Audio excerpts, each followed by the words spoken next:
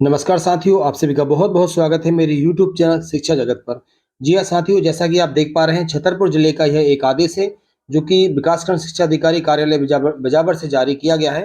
तो यह एक बेहद महत्वपूर्ण आदेश है ई अटेंडेंट के संबंध में। तो साथियों, आप देख पा रहे हैं पूरे मध्य प्रदेश में जहाँ पर ई अटेंडेंस हम कह सकते हैं कि विभाग और शिक्षक सभी के लिए बहुत बड़ी मुसीबत बना हुआ है।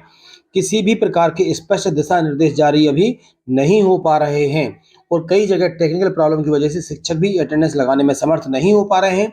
वहीं पर विभाग भी पूरी तैयारी के साथ ई अटेंडेंस लागू करवाने का प्रयास कर रहा है। तो यह एक आदेश जारी किया गया है छतरपुर विकासखंड शिक्षा अधिकारी बिजावर के द्वारा।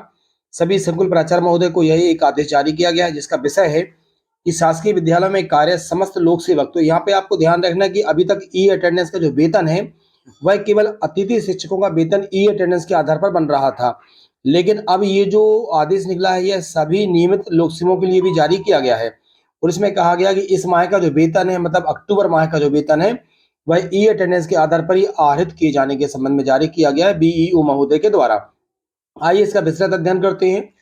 तो विषयांक के संबंध में संदर्भित पत्र को अवलोकन करें जिसके माध्यम से आपको निर्देशित किया गया है कि आयुक्त महोदय डीपीआई के द्वारा दिए गए निर्देशों का कड़ाई से पालन सुनिश्चित कराते हुए आप जो भी संकुल महोदय है ना, संकुल वालों को जारी किया गया है कि आपके संकुल में शासकीय विद्यालय में कार्य समस्त जितने भी लोक सेवक हैं उनका हमारे शिक्षक ऐप के माध्यम से जो उपस्थिति दर्ज की जानी होती, बार बार क्या है, लोक सेवकों को आदेश जारी किए गए थे। तो इस माह का जो वेतन है वह आहरित किया जाए, मतलब अक्टूबर की जो सैलरी है वह ई अटेंडेंस के आधार पर बनाया जाए।